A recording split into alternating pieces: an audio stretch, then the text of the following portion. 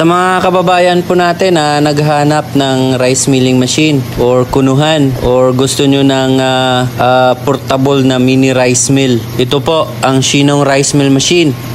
Nagdi-deliver po kami kahit saan sa Pilipinas.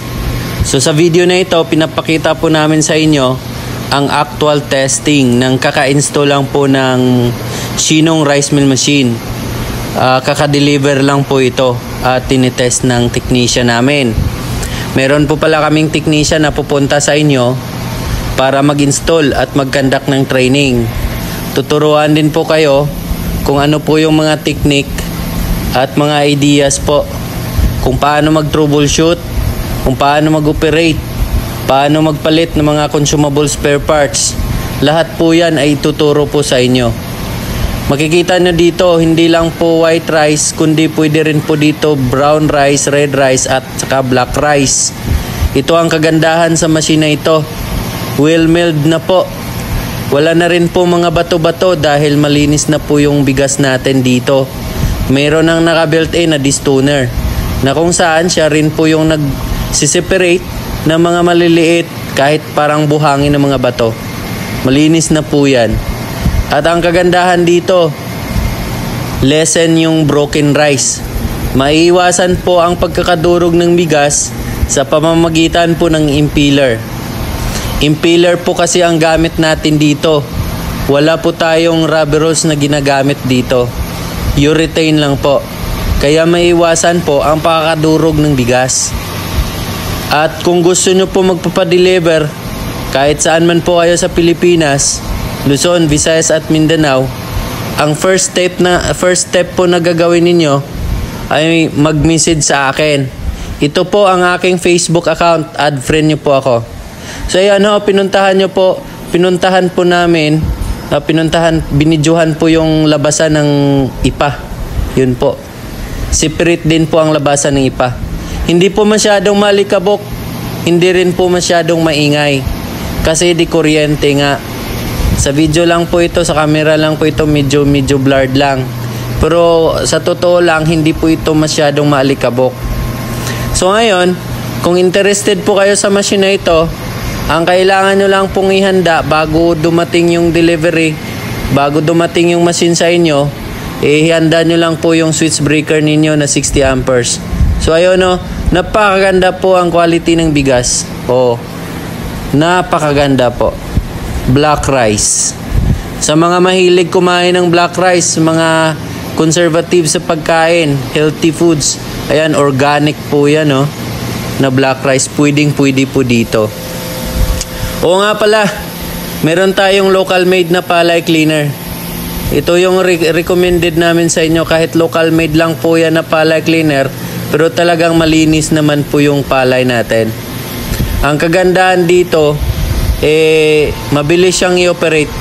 Single phase lang, hindi na kailangan ng 3-phase transformer. Di ba? Napakaganda po ng machine natin. Simple lang, kahit babae pwede mag-operate dito.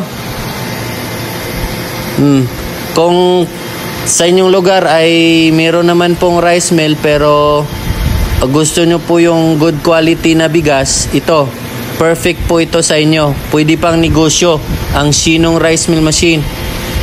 Pwede nyo mailagay sa customize nyo na mga sako. Pwede kayong bumili sa amin ng sewing machine, yung pantahin ng sako. At saka bago nyo po i-mill yung palay, dapat na i-test nyo po muna yung moisture content nya. Pwede rin po kayong bumili sa amin ng moisture meter tester para ma-test nyo muna yung palay bago i-mill dito para good quality po yung bigas natin. Ang Shinong Rice Mill mo pala, ito ay gawa mula sa South Korea ha. At maliit lang ang space na kailangan. 5 meters by 4 meters lang po, pwede na. Depende na po sa inyo kung gaano kalawak or kalaki ng building na paglalagyan ninyo.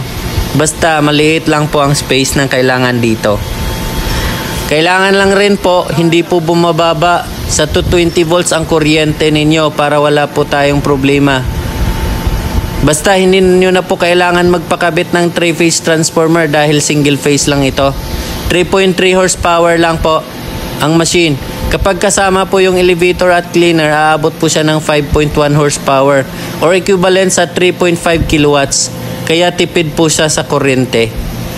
Kahit paandarin nyo po ang machine na ito, 10 to 12 hours every day. Kayang-kaya, hindi po siya nag-overheat. At ito pa ang good news mga kaibigan. Kahit local made lang yung palay cleaner natin, ang kanyang electric motor din po ay made in South Korea. Kaya matibay. Hindi po siya nag-overheat. Ang kailangan lang po natin yung pag-aalaga ng machine. Every after use or before use, double check nyo po yung mga electric motor na walang alikabok. Dapat malinis po. Before use and after use. Yun po ang pag-aalaga ng machine natin para matagal po siya. Matagal siyang masira. So nakadepende pa rin po sa atin ang pag-aalaga ng mga machine natin. Kahit gaano kaganda ang quality ng mga machine natin at hindi naman tayo maalaga, masisira pa rin yun. So dapat alagaan natin mabuti yung mga machine natin. So yun na nga guys, message lang po kayo sa Facebook ko, Ian Arcas Canillas, add friend nyo po ako or pakifollow na lang po. Ayan o, dito po lumalabas yung mga bato o. Makikita, hindi niyo sa makikita yung bato kasi itim din yung bigas, itim rin yung mga bato. So basta meron lang po konting bigas na kasama.